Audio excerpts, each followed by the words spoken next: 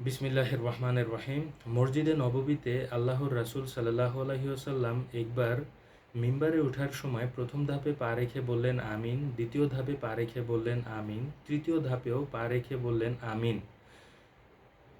সাহাবায়েরা দেখে জিজ্ঞাসা করলেন, ইয়া আল্লাহর রাসূল সাল্লাল্লাহু আলাইহি ওয়াসাল্লাম, আপনি কেন তিনবার আমিন বললেন? উত্তরে আল্লাহর রাসূল সাল্লাল্লাহু আলাইহি ওয়াসাল্লাম বলেন, এইমাত্র আমার কাছে জিবরাইল এসে আমাকে শোনালেন যে ব্যক্তি পবিত্র রমাদানুল মুবারক পেয়েও ইবাদতের মাধ্যমে মহান আল্লাহ রব্বুল আলামিনের কাছে ক্ষমা অর্জন করতে পারল না, সে দুর্ভাগা, সে হতভাগা। আমি বললাম আমিন।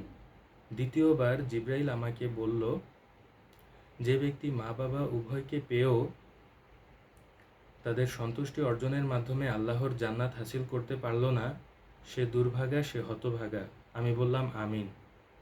তৃতীয়বার জিবরাইল আমাকে বলল, হে আল্লাহর রাসূল, যে আপনার নাম শুনবার পরেও আপনার উপর দরুদ পাঠালো না, অর্থাৎ সাল্লাল্লাহু আলাইহি ওয়াসাল্লাম পাঠ করল না, সে হতভাগা, সে দুর্ভাগা।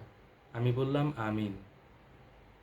এই হাদিস দ্বারা সুস্পষ্টভাবে আমরা প্রমাণ পাই যে ব্যক্তি পবিত্র মাহে রমাদানুল মুবারক পেয়েও ইবাদতের মাধ্যমে মহান আল্লাহ রব্বুল আলামিনের কাছে ক্ষমা অর্জন করতে পারল না, তার প্রিয় বান্দা হতে পারল না, সে হতভাগা, সে দুর্ভাগা।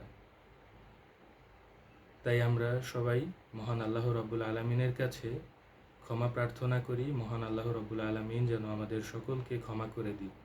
আল্লাহুম্মা আমিন।